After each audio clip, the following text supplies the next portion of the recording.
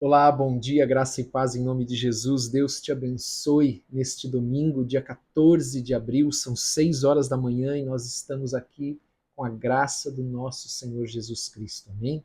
Que Deus te abençoe abundantemente, abençoe a tua casa com muita paz, com muita alegria, com muita saúde neste dia, em nome de Jesus. Quero te convidar aí a abrir a tua Bíblia na segunda epístola de Pedro, o capítulo 2, o verso 12. Enquanto você encontra, nós vamos orar. Pai, em nome de Jesus, nós queremos te agradecer por esse dia, queremos pedir a tua bênção, a tua graça sobre todos nós, o teu favor. Pedimos que o Senhor, ó Deus, possa nos conceder o teu Espírito Santo para compreendermos a tua palavra e colocarmos ela em prática em todos os momentos da nossa vida, em nome de Jesus. Amém e amém. Amém? Então nós vamos continuar falando neste capítulo 2, é um capítulo onde Pedro ele trata principalmente do ponto sobre os falsos profetas, qual é o caráter desses homens, quais são as suas obras, qual é o castigo que eles vão receber. Nós falamos um pouco sobre isso ontem e é um assunto muito sério, é um assunto até pesado, né, forte, mas é um assunto necessário. Pedro, preso, é, é, ele escreveu essa segunda epístola mediante a necessidade da igreja de ser alertada, de eles estarem atentos a esses falsos mestres, a essas heresias que estavam invadindo as igrejas. Então Pedro escreve essa epístola e aqui ele denuncia esses homens que, aliás, nós vimos ontem, eles acusavam Pedro de que Jesus não iria voltar. Isso era uma invenção de Pedro. Jesus não voltaria, não haveria segunda vinda de Jesus. Também eles acusavam Pedro daquilo que eles mesmos faziam, que eram inventar fábulas, para que dizendo que Pedro fazia aquilo para que as pessoas o seguissem e com isso ele teria prestígio e riqueza. Na verdade, era exatamente o que esses falsos mestres faziam. E aqui no versículo 12, nós vamos ver, dando continuidade ao que nós vimos ontem, que nem mesmo os anjos do Senhor, diante da reverência que eles têm ao Senhor, eles ousam levantar calúnia contra as autoridades. Veja o que diz o versículo 12, então, ainda falando nesse assunto. Esses, todavia, como brutos e racionais, naturalmente feitos para presa e destruição, porque eles agiam de forma irracional, eles alegavam ter um conhecimento que eles não tinham, ter uma revelação que eles não tinham, ter tido um episódio espiritual que, na verdade, eles não tiveram. Então ele diz exatamente isso: olha, essas pessoas naturalmente foram feitas para presa e destruição, elas falam mal daquilo em que são ignorantes. O que é ignorância? É não ter conhecimento. Elas falam mal do que elas não têm conhecimento. Na sua destruição, também hão de ser destruídos, porque a mesma destruição que eles estão provocando vai alcançá-los em algum momento. Amém? Que é a justiça de Deus, recebendo injustiça por salário da injustiça que praticam. Ou seja, a justiça de Deus vai ser executada na vida deles. Eles vão receber a injustiça como salário, pela mesma injustiça que eles estão praticando, por causa da mesma injustiça. É a lei da semeadura. Ouça isso, a lei da semeadura. Tudo aquilo que é semeado é colhido. A semeadura ela é opcional, mas a colheita não. E então ele diz ainda mais, considerando como prazer a sua luxúria carnal em pleno dia. Pedro está levantando aqui algo muito importante, essa luxúria desses homens, que eles buscavam exatamente isso, eles buscavam a riqueza, eles buscavam o poder, eles buscavam o prestígio, mas ele fala carnal em pleno dia, ou seja, eles já não têm mais vergonha, eles não fazem mais em oculto, como se diria à noite, na escuridão, eles já fazem em pleno dia, todo mundo vê. Sabe, amados, isso aqui fala de um perigo muito, muito grande, que é quando nós começamos essa cultura, essas ideias, essas heresias começam a penetrar na igreja. E a igreja começa a achar isso normal. Os cristãos começam a achar normal a impiedade, a injustiça, começa a ser algo habitual. Nós não podemos deixar que isso aconteça nas nossas vidas. Não podemos deixar que o mundo, que a igreja seja igual ao mundo, com com os mesmos objetivos, com os mesmos alvos. Lembra de Pedro, quando Pedro diz para Jesus dizendo que ele teria que sofrer, ser crucificado, Pedro chama a atenção de Jesus e Jesus diz: arreda-te de mim, Satanás, porque você cogita as coisas do mundo e não as coisas de Deus. Você veja que sutil, e nós falamos sobre essas heresias que sutilmente vão entrando até e que vão levar no futuro a negar o próprio Senhor Jesus Cristo. Amém? De tão sério, de tão perigoso que isso é. E ele diz que esses homens são como nódoas e deformidades. Sabe o que significa isso? Manchas. Que eles estão contaminados pelo pecado e eles estão contaminando a igreja, contaminando também os cristãos.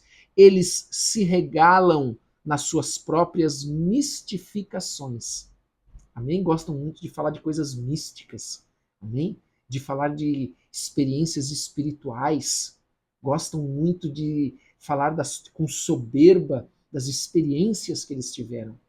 Mas aqui nós vemos Pedro combatendo esses falsos mestres com essas heresias destruidoras.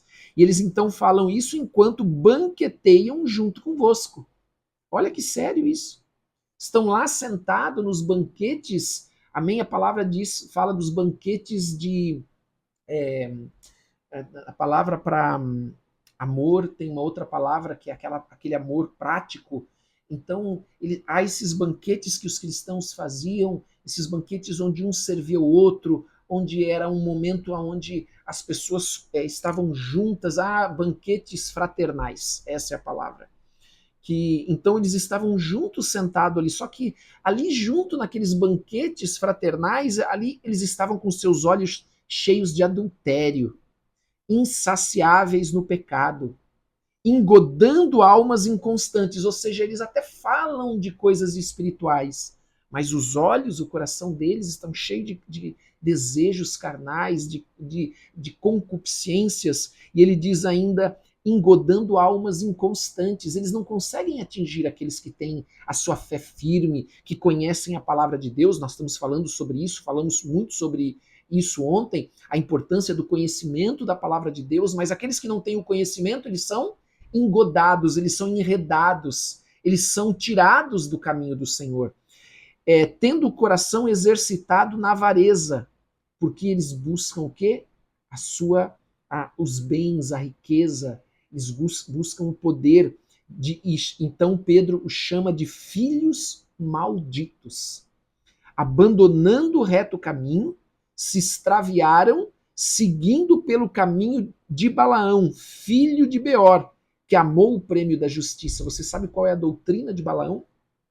A doutrina de Balaão, Balaão foi contratado por um rei para amaldiçoar Israel. Quando Balaão ia amaldiçoar, ele não conseguia, ele só conseguia abençoar.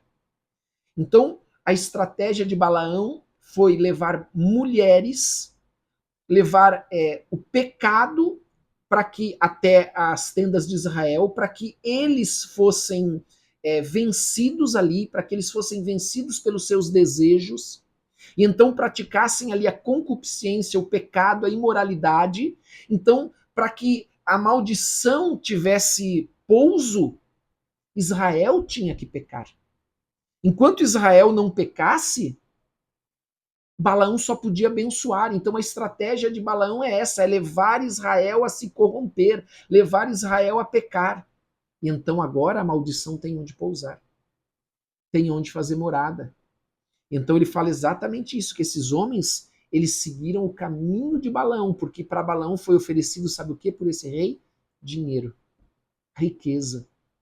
Como ele não conseguiu amaldiçoar, mas ele queria muito a riqueza, ele foi por um outro caminho, levar o povo de Israel a se corromper, seduzir o povo de Israel.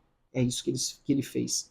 Recebeu, porém, castigo da sua transgressão, a saber, um mudo animal de carga, falando com voz humana, refreou a insensatez do profeta. Esses tais, como fontes sem água. Pensa no deserto, a frustração de você encontrar uma fonte, mas ela não ter água. ou num deserto como névoas impelidas por temporal. Sabe o que significa isso? As pessoas estavam vendo a nuvem chegando que ia trazer chuva, mas então um temporal de vento levava ela embora e não chovia e ficava mais quente ainda. Para eles está reservada a negridão das trevas, para esses falsos mestres. Porquanto, proferindo palavras jactanciosas de vaidade, ou seja, blasfêmias, orgulhosos, engodam com paixões carnais. Olha só, é o princípio de Balaão, a doutrina de Balaão, engodar com paixões carnais para que a pessoa saia fora do caminho, para que ela se desvie, ela escolha um outro caminho diferente da palavra de Deus, por suas libertinagens. Veja, como o que eu falei é exatamente o que Pedro está dizendo aqui. Então eles engodam com paixões carnais por suas libertinagens, pelas concupiscências, aqueles que estavam prestes a fugir dos que andam no erro. Amados, dentro da igreja,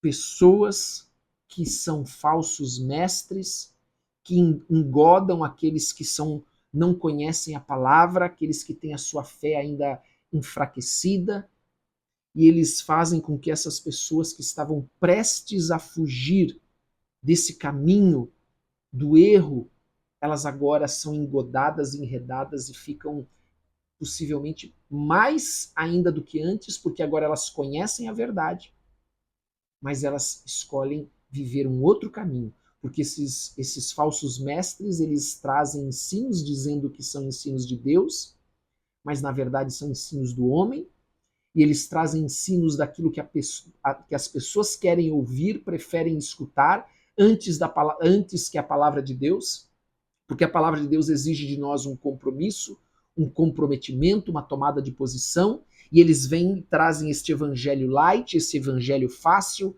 essa mensagem fácil. Então essas pessoas são engodadas e elas não conseguem fugir mais daquele caminho que elas estavam prestes a fugir, prometendo-lhes liberdade, quando eles mesmos são escravos da corrupção. Eles não podem dar aquilo que eles estão prometendo, porque eles mesmos são escravos do pecado. Pois aquele que é vencido fica escravo do vencedor.